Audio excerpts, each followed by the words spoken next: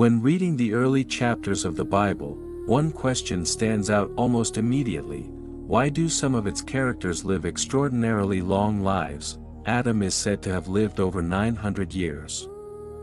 Methuselah reaches 969. Noah fathers children at 500. To modern ears, these numbers sound impossible, so what's going on?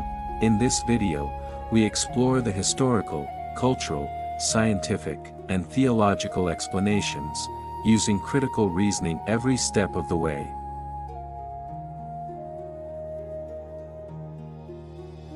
To understand these ages, we must first understand the mindset of ancient writers. In the ancient world, numbers often carried symbolic meaning. 7 meant completeness, 10 meant fullness or strength. Large numbers could signal honor or divine blessing. So when Genesis records lifespans in the hundreds, some scholars argue these numbers communicate significance, not biological age. But if that's true, why use age as the symbol? The answer is deeper than it seems.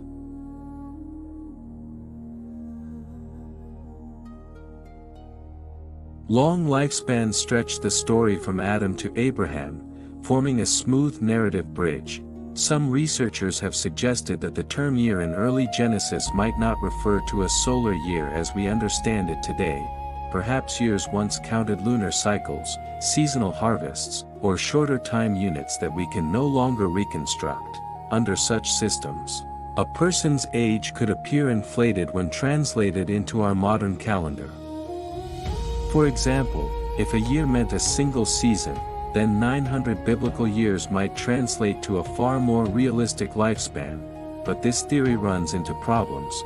Later sections of the Bible, such as the stories of Abraham, Joseph, Moses, and the Kings, use years in a way that clearly matches our modern understanding. Ages, reign lengths, and historical events align with known ancient Near Eastern calendars, so the idea that Genesis used an entirely different time system becomes difficult to sustain. If the writer suddenly switched from symbolic or shortened years to literal solar years, the text never gives any hint of such a transition, and so, the mystery deepens. The traditional faith perspective takes the long lifespans literally. According to this view, early humanity was closer to its original, uncorrupted state.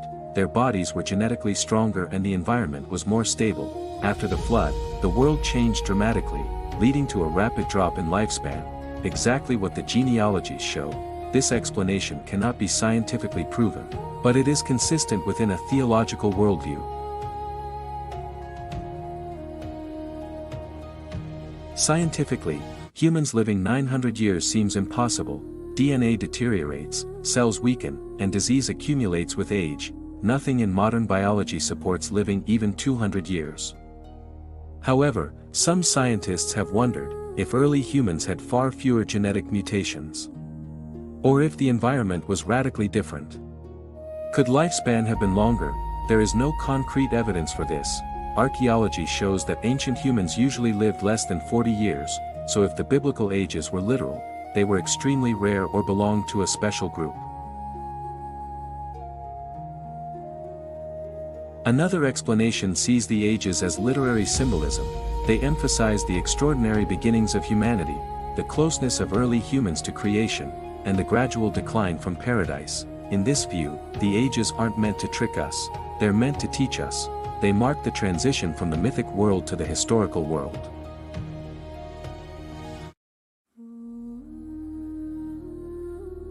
Some thinkers propose a middle ground. Maybe the ages are partly literal but amplified for meaning, or perhaps the numbers reflect the lifespan of entire family lines or clan leaders. Sometimes the ages may compress dynasties into single figures for simplicity.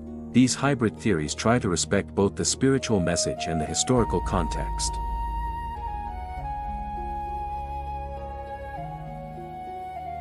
So why did people live so long in the Bible? There isn't one perfect answer, but through critical reasoning, we can see that these long lifespans make sense through multiple lenses: historical, literary, scientific, theological, and symbolic. Perhaps the real lesson lies not in the numbers, but in what they communicate: a story of humanity's beginnings, its decline, and its enduring search for meaning and connection with the divine. Thank you for watching.